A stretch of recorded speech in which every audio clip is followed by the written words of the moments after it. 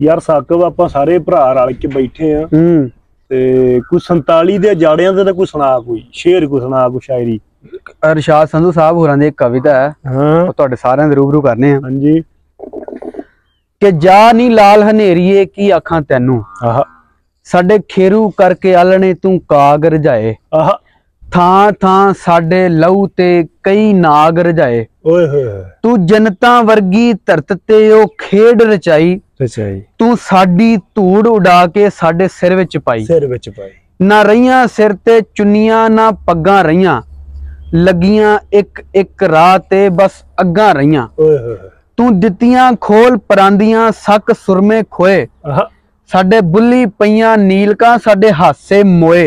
आहा असी हत्थी मावां मारियां ते वड्डे वीरे। ओए होए साडी धोण लई घोटू बन गए साडे अपने चीरे। अपने चीरे सानू चिट्टे कावां लुटिया फिर काले चिंबड़े, जद धुप्पां रज के कोलिया आ पाले चिंबड़े। आ पाले चिमड़े तू जशन मनाए करके सब रत्ते पानी, तू जहरी कीते वैर ने साडे सत्ते पानी। सत्ते पानी साडी बोटी बोटी वंड के सानू कुत्तियां खादा। असी जागो मीटी उजड़े सानू सुत्तियां खादा। सन सुत्तियां असी जागो मीटी उजड़े सानू सुत्तियां खादा। जा नहीं हाँ सुत्तियां पिया ही। पंजाब बुजुर्ग सानू दसदे कि सानू भेम से नहीं सी भी साडे नाल इंज होना। रातों रात ही नੱਠਣਾ ਪਿਆ। ਉਹ ਕਹਿੰਦਾ ਪੇਟੀਆਂ ਸੰਦੂਕ ਤਾਂ ਲੱਦ ਲੈ, ਜ਼ਮੀਨਾਂ ਕਿੱਥੇ ਲੱਦਦੇ। हाँ हाय हाय हाय जमीना किथे लददे हैं।